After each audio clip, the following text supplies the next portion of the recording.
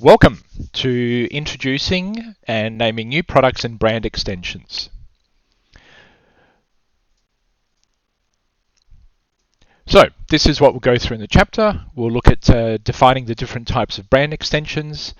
We will list the main advantages and disadvantages of brand extensions, summarize how consumers evaluate extensions and how extensions contribute to parent brand equity, and outline some of the key assumptions and success criteria for brand extensions.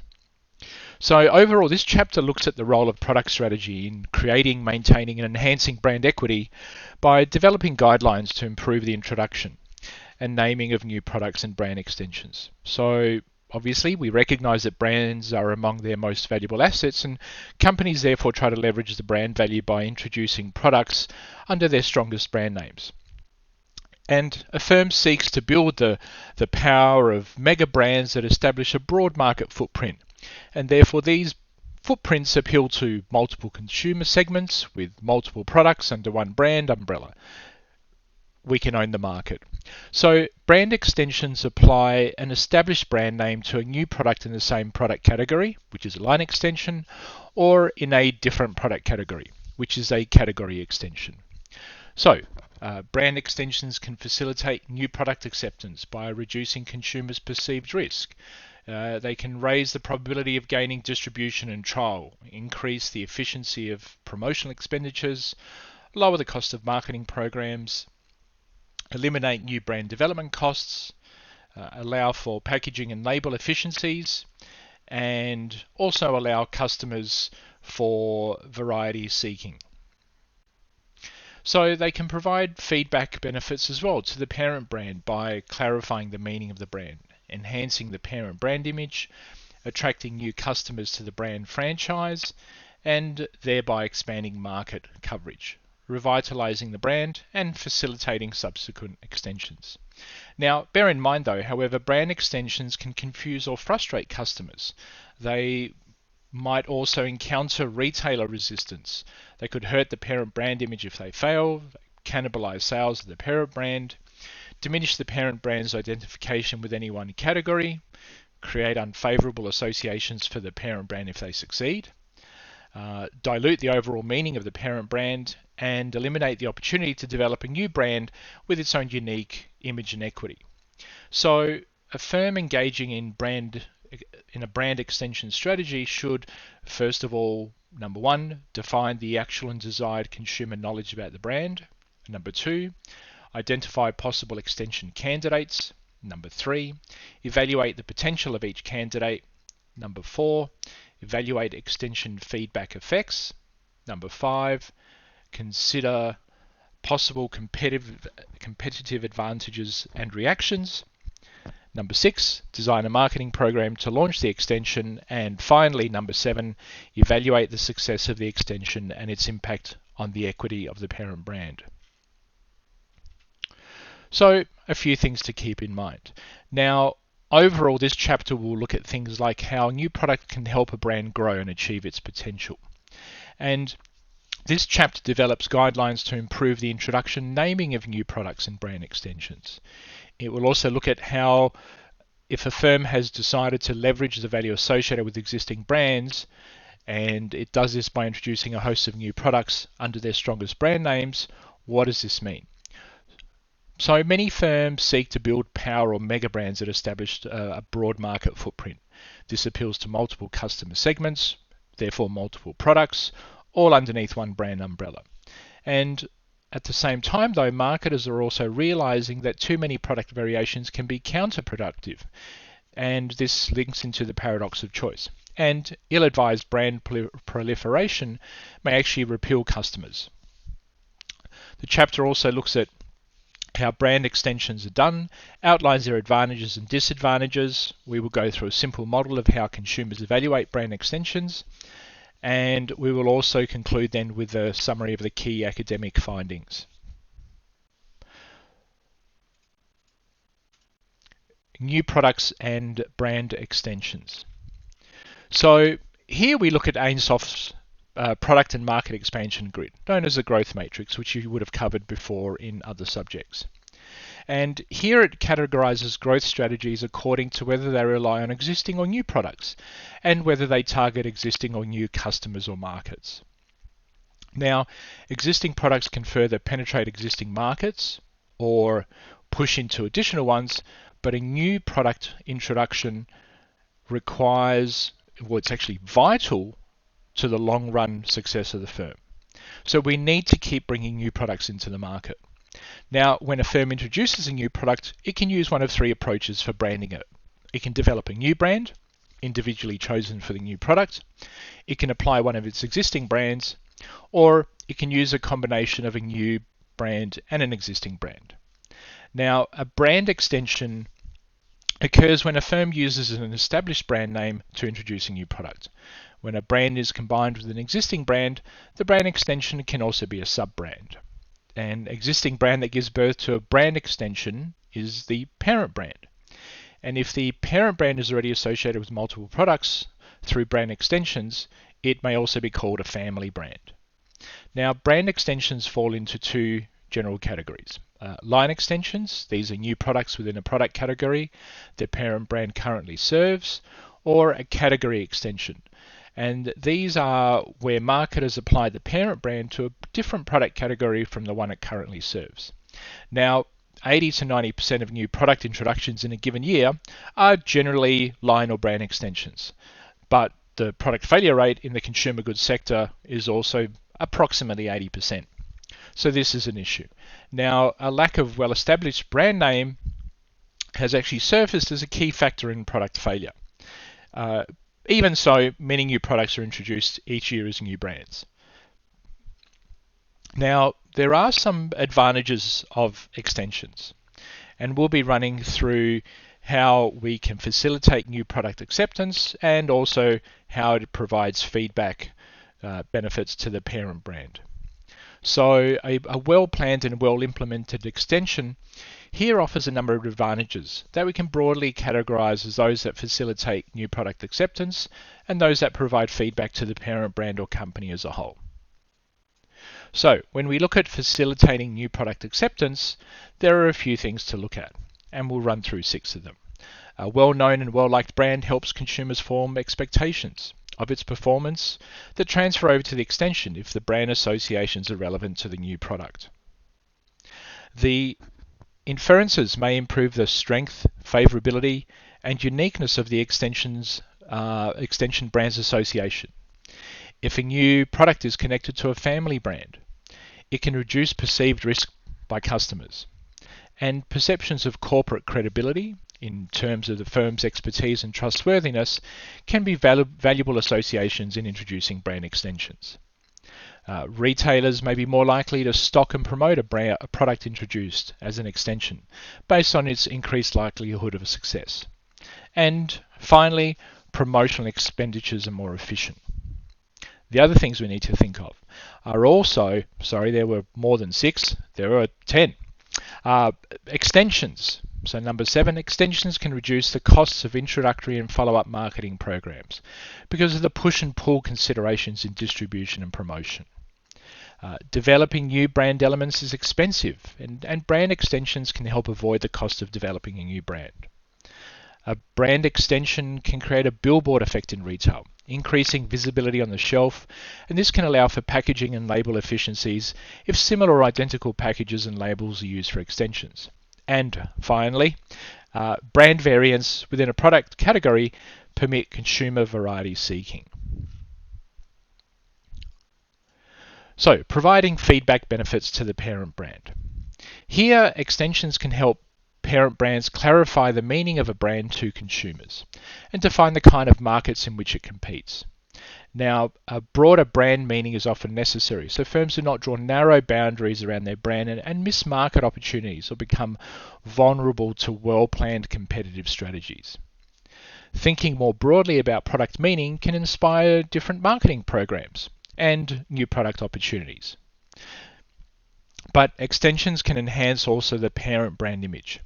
So, according to the customer-based brand equity model, One desirable outcome of a successful brand extension is that it may enhance the parent brand image by strengthening an existing brand association, improving the favorability of an existing brand association, adding a new brand association, or a combination of these. Apologies for that, the phone went off halfway through. So let's go back to how extensions can enhance the parent brand image. Now, successful brand extensions can clarify the parent's brand's core values and improve consumers' perceptions of its credibility. Extensions can bring new customers into the brand franchise and increase the market coverage by creating news and bringing attention to the parent brand that may actually benefit the family brand as a whole.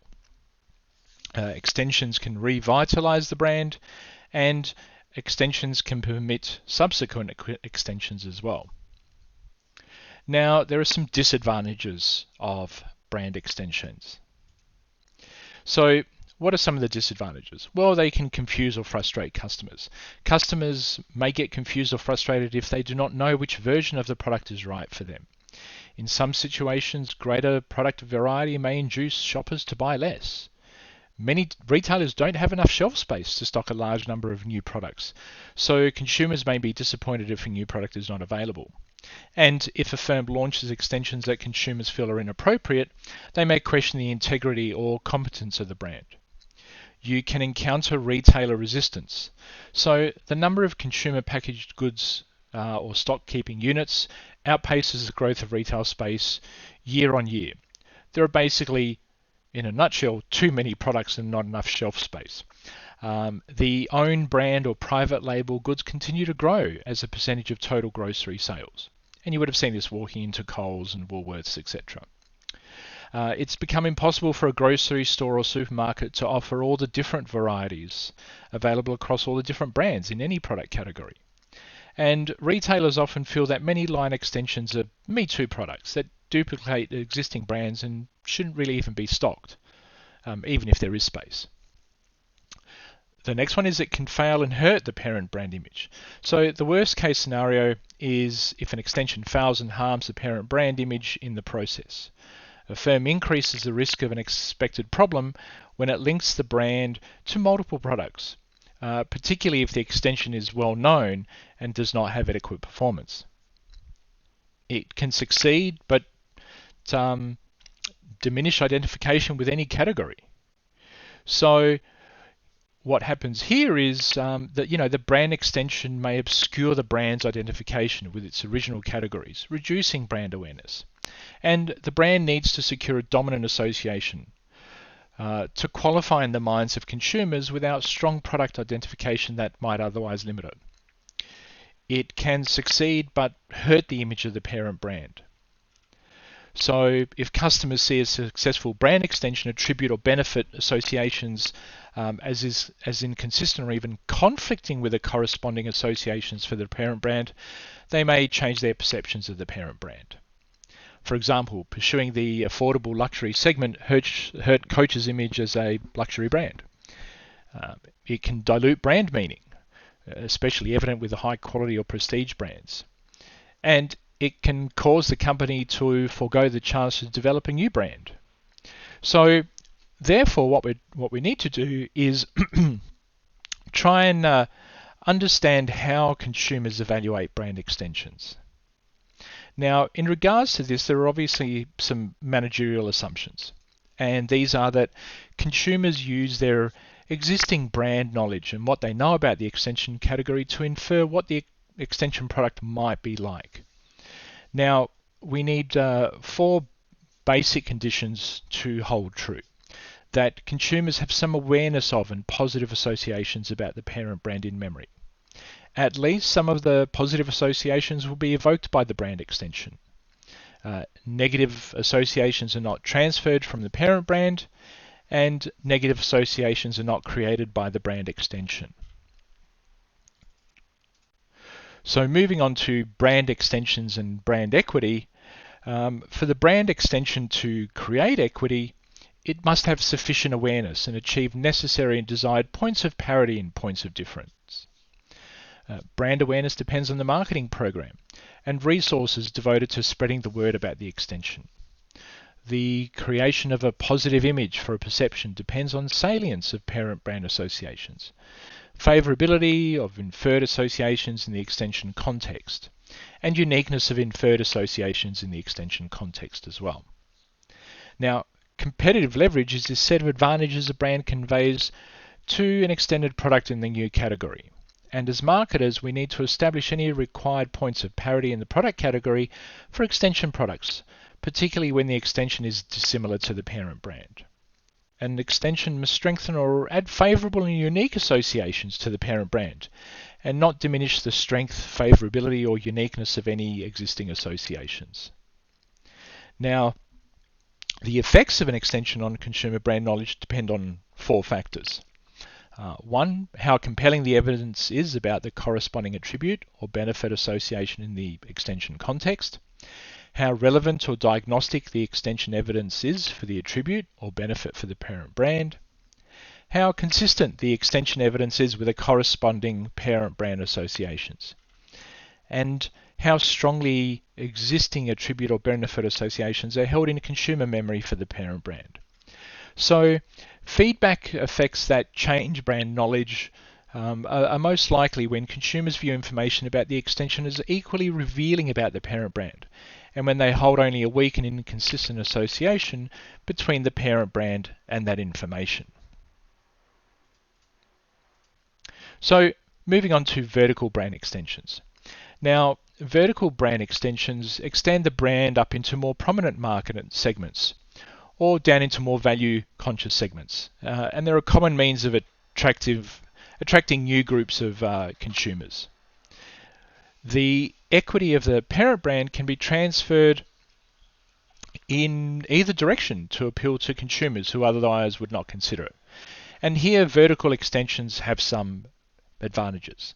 An upward extension can improve brand image.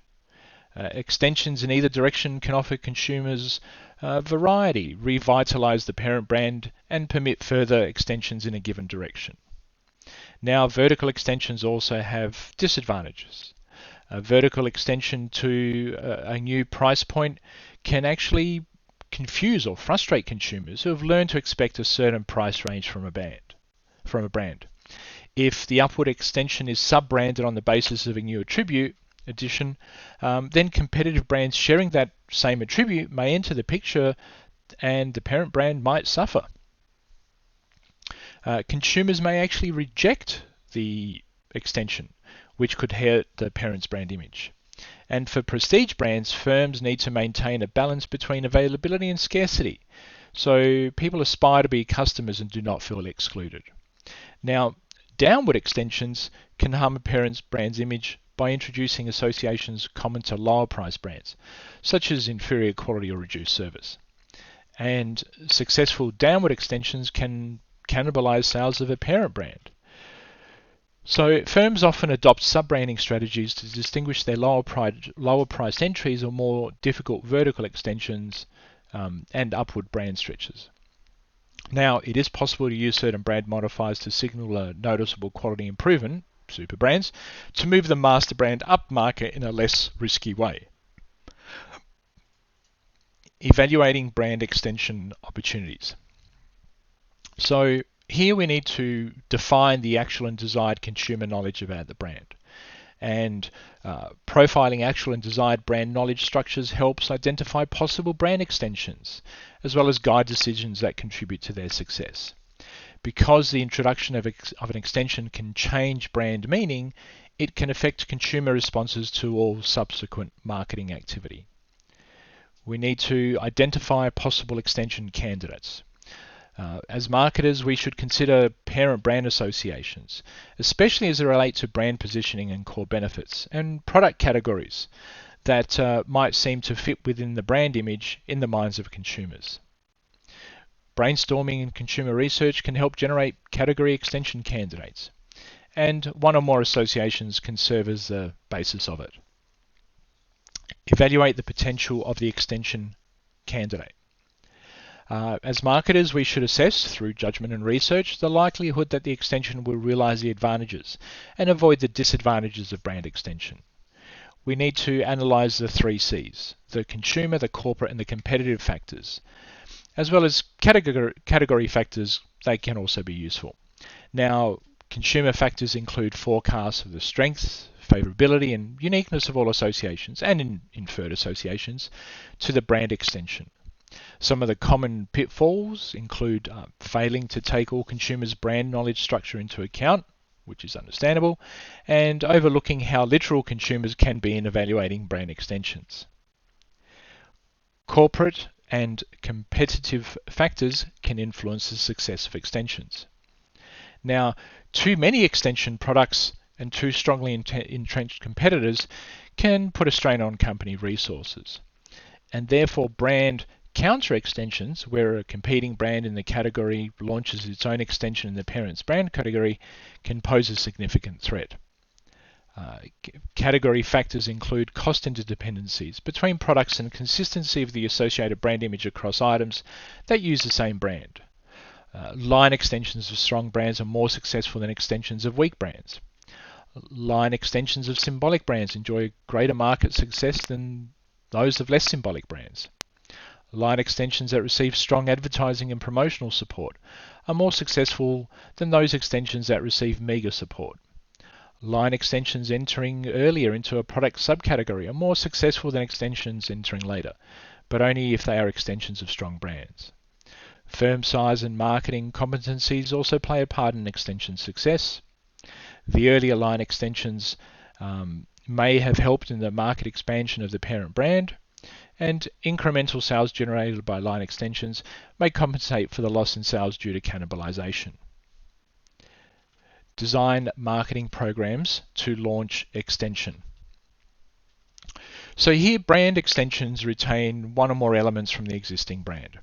Packaging can be a critical component of brand equity. A brand extension can retain or modify one or more brand elements from the parent brand, as well as adopt its own brand elements. And new brand elements are often necessary to help distinguish the brand extension and build awareness and image. Consumer perceptions of value must guide our pricing decisions. Distribution strategies must blend push and pull considerations, and the firm must integrate marketing communications by mixing and matching communication options. So the less similar the extension is to the parent brand, the more important it is to establish necessary and competitive points of parity. Consumers need to understand how the new product relates to existing products in order to minimize possible cannibalization or confusion. And brand extensions will often leverage the same secondary associations as the parent brand, although competing in the extension category may require some additional fortifications as well. And last of all, we need to evaluate the extension's success and effects on parent brand equity. So, what are some of the extension guidelines based on academic research? So you can see here these are simple, easy to read. Just in case though you're listening to this on a train or not able to see the slides because you're looking at it on the phone, I'll read them out for you. So number 1. Successful brand extensions occur when the parent brand has favourable associations and consumers perceive a fit between the parent brand and the extension product. Number 2, there are many bases of fit. Both product-related and non-product-related attributes and benefits may influence extension fit. Number 3, depending on the knowledge of the product categories, consumers might perceive fit based on technical or manufacturing commonalities or on surface considerations, such as necessary or situational complementarity. High quality brands stretch further than average quality brands, although both types have boundaries. Number 5, a brand that consumers see as prototypical for a product category can be difficult to extend outside the category. Number 6, concrete attribute associations tend to be more difficult to extend than abstract benefit associations. Number 7, Consumers may transfer associations that are positive in the original product class but become negative in the extension context. Consumers may infer negative associations without an extension, perhaps even based on other inferred positive associations. It can be difficult to extend into a product class that consumers see as easy to make. Number 10, a successful extension can only contribute to the parent brand image, but also enable a brand to extend even further. Number 11, an unsuccessful extension hurts the parent brand only when there is a strong basis of fit between the two. An unsuccessful extension does not prevent a firm from backtracking and introducing a more similar extension. A co-branded brand extension can leverage the success and equity of two brands. Number 14, both similar and dissimilar brands can partner successfully in a co-branded extension to achieve greater synergies. 15, vertical extensions can be difficult and often require sub-branding strategies. The most effective advertising strategy for an extension is one that emphasizes information about the extension rather than reminders about the parent brand. 17. Individual differences can affect how consumers make an extension decision and will moderate extension effects. So, incremental theorists, and keep in mind, I have added in a few, apologies, so if you're looking at the slides and wondering why the numbers don't add up, because I'm adding them in as we go. So you'll find, for example, 17 in my notes is 15 on your slide. Apologies for that. But it's better to have more information. So individual differences can affect how consumers make an extension decision and will moderate extension effects. So incremental theorists who believe that personality traits of a brand are malleable are more accepting of brand extension than consumers known as entity theorists who believe a brand's traits are fixed. Another important individual difference relates to self-control, or how people view and make sense of life in their life, the lens we look at our lives through. Independent versus interdependent. Brand schematic consumers are more likely than others to process or organize information according to their brand knowledge, while brand schematic consumers use other information like product characteristics or attributes as a frame of reference. Sorry, that should have been product schematic consumers. Another individual difference is regulatory focus, prevention focus versus promotion focus.